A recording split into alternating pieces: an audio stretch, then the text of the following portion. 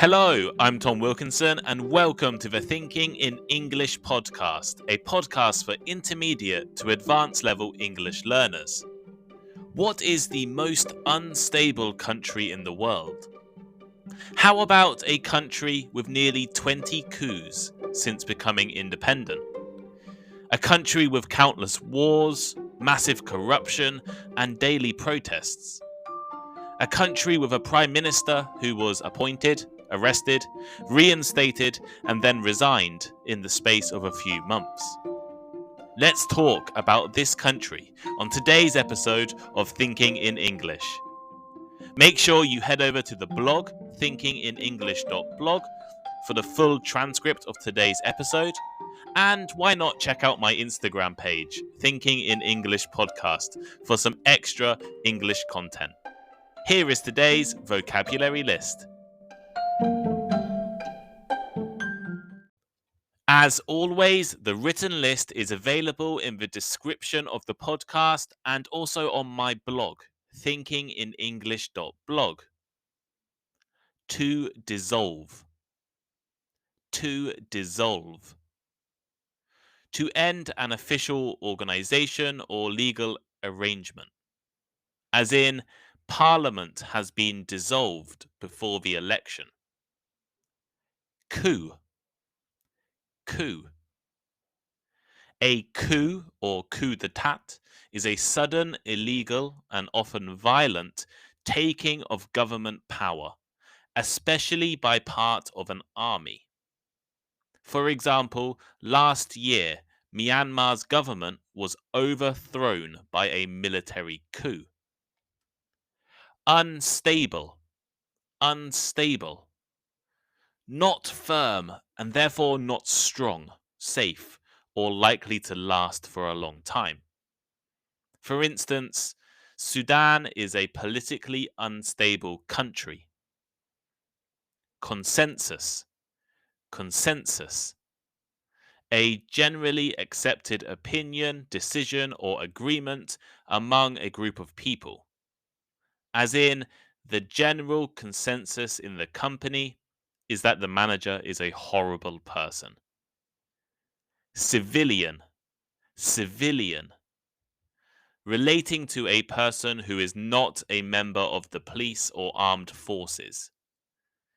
As in, the army has been criticized for attacking the unarmed civilian population. To reinstate. To reinstate. To give someone back their previous job or position. For example, a month after being unfairly fired, he was reinstated in his job. Ungovernable. Ungovernable. Unable to be governed or controlled. In other words, uncontrollable. For example, after an economic crisis, the state became ungovernable.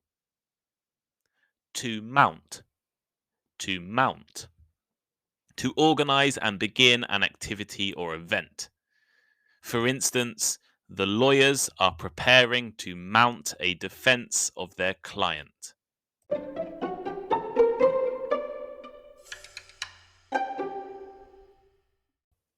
In October 2021, a coup took place in the African country of Sudan. The Prime Minister and top government officials were arrested, and the government was dissolved. They were replaced with a brutal military dictatorship with little patience for protesters. At the same time, Sudan was suffering from economic crises. Inflation was incredibly high, and key supplies like food, medicine, and fuel were in short supply. Back in October, I planned to make an episode on the situation in Sudan, but my other deadlines and responsibilities left me distracted, and eventually I pretty much forgot.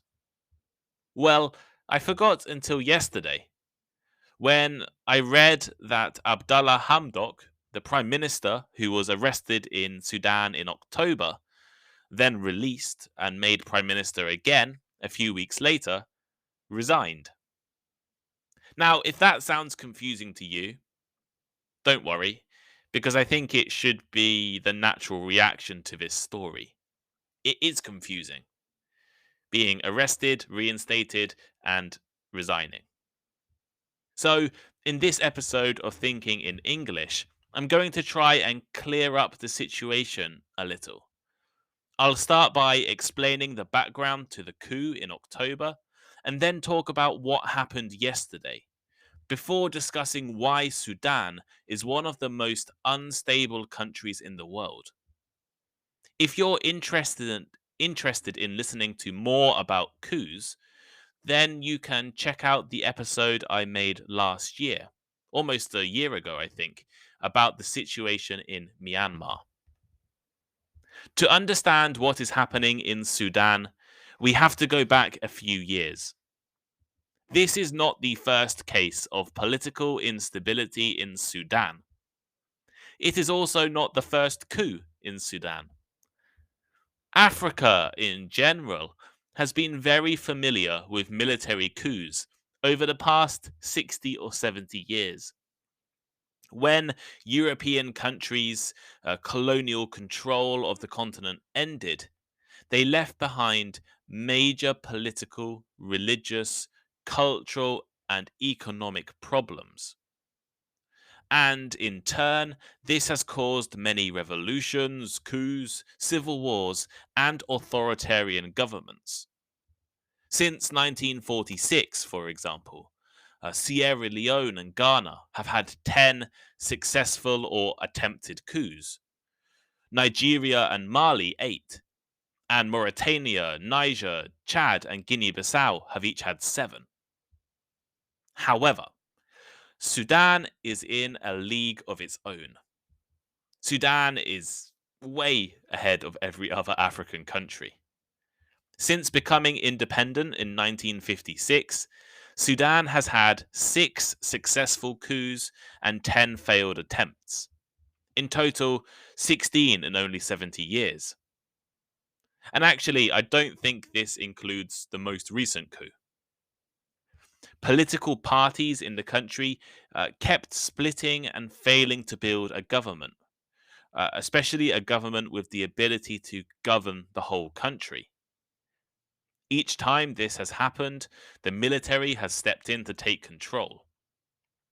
Why do political parties struggle to control Sudan?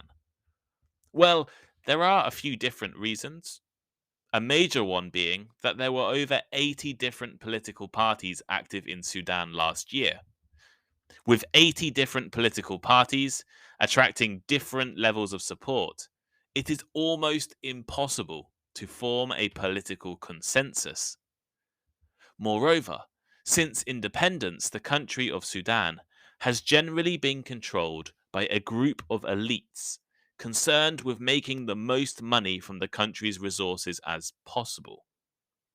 Many experts have described Sudan as a kleptocracy, which literally means rule by thieves, and refers to highly corrupt governments which seek to make as much money for themselves as possible. The powerful elites in the country, including the military and its allies, have long controlled parts of Sudan's economy for their own benefit. In 2019, Sudan's longtime authoritarian president, Omar al-Bashir, was overthrown by a revolution after being accused of genocide by the International Criminal Court. Although al-Bashir was overthrown by the military, pressure from the citizens of Sudan forced the army to negotiate with officials and make a plan to eventually become a democratic country. Civilians and the military were supposed to be running the country together, with the official leader being the Prime Minister, Mr. Abdallah Hamdok. However, the military and the civilian groups at the heart of Sudan's government had an uneasy relationship. During the period from August 2019 until October 2021, when the two groups were supposed to be working together, There were actually failed military coups and numerous public arguments. The Prime Minister, Hamdok, blamed the military and other parts of the government, while the military blamed Mr. Hamdok and other civilian leaders for the country's problems. In particular, Mr. Hamdok's attempts to reform the economy caused major disagreements throughout the country. As I mentioned before, Sudan has been described as a kleptocracy, and Mr. Hamdok's economic reforms, as well as civilian control and future democracy, would threaten the financial interests of the military and other elites. So, on the 25th of October 2021, the military launched another successful coup. The Prime Minister, Abdullah Hamdok, was arrested by soldiers. The national TV and radio stations were under the control of the military, and the internet was restricted. The military stated that although the government was dissolved, they would hold an election in July 2023. Yet, Sudan's reputation as the most unstable country in the world suggests this was not going to be the end of the story. In fact, Mr. Hamdok was actually released and put back in power just a month after his arrest in October. The result of this was mass protests around the country, demonstrating anger at the military for taking power once again, as well as criticizing the Prime Minister for making a deal with the military. That deal, made in November, reinstated Mr. Hamdok as the Prime Minister, but under the supervision of the military, making the military once again the most powerful actor in the whole country. This was rejected by many Sudanese who want democracy, not military control. While Mr. Hamdok appealed for calm and peace, the military instead killed a number of protesters earlier this week, and on January 2nd, Mr. Hamdok resigned, marking the latest phase of political instability in Sudan. So, to summarize that, Mr. Hamdok was appointed Prime Minister, then arrested by the military last year, then reinstated by the military a month later, and now, after 6 weeks, has resigned.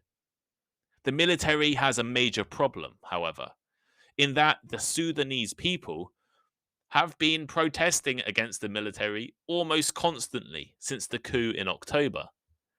The country will become ungovernable if there is no real attempt to allow civilian control. On the other hand, if the military were to give up control, they would likely be punished by the new governments or even international courts for human rights abuses and corruption. So, why is Sudan so unstable? Why does Sudan have so many coups and struggle so much to make an effective government? Well, aside from all of the underlying social, cultural, and political problems, I think it is fair to say money is the major reason Sudan is so unstable.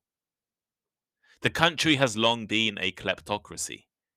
The government has traditionally only cared about making money for their own benefit, leaving behind the majority of normal Sudanese people.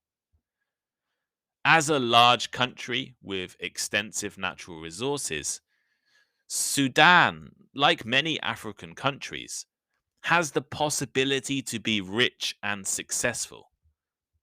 But the kleptocracy has stolen much of the country's money for themselves. For example, when the former president al-Bashir was overthrown, they found $130 million of cash in his house. This doesn't include any of his other assets, his cars, his jewelry, his houses, or money in other places, in other bank accounts, in international bank accounts, or in the stock market. $130 million of cash in bags in his house. The elites at the center of Sudan's government have tended to be Arabs from the capital Khartoum and have used the military to fight their battles for them. They are culturally and economically different from many of Sudan's people. The country has faced years of wars between the poorest regions and the government's armies. At the same time, ordinary Sudanese people have struggled with the consequences of war. Inflation rates are currently over 100%, meaning that around a quarter of the country's population cannot afford to buy food. Millions of Sudanese people are also living in refugee camps.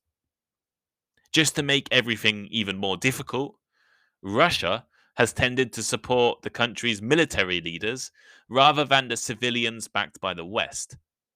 The military use Russian-supplied weapons, and Russia attempts to block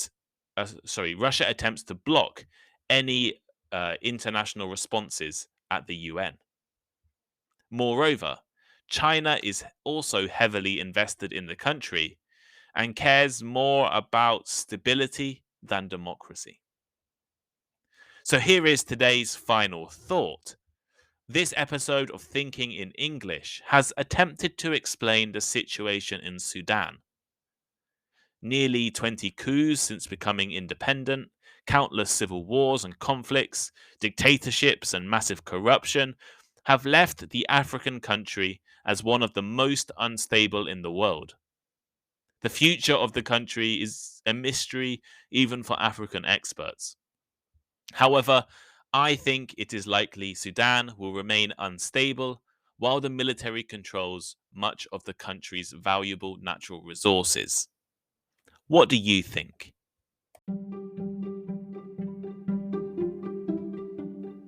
Thank you for listening to today's episode. If you enjoyed it, please leave a review or rating, recommend it to your friends, or let me know on Instagram. My Instagram is Thinking in English Podcast. The link should be in the description. And make sure you check out the Thinking in English blog. I love hearing from listeners, and I really appreciate all of the messages I have received over the past few months. Feel free to send me a message or give me some advice or recommend a topic. Have a great day, and I'll see you next time.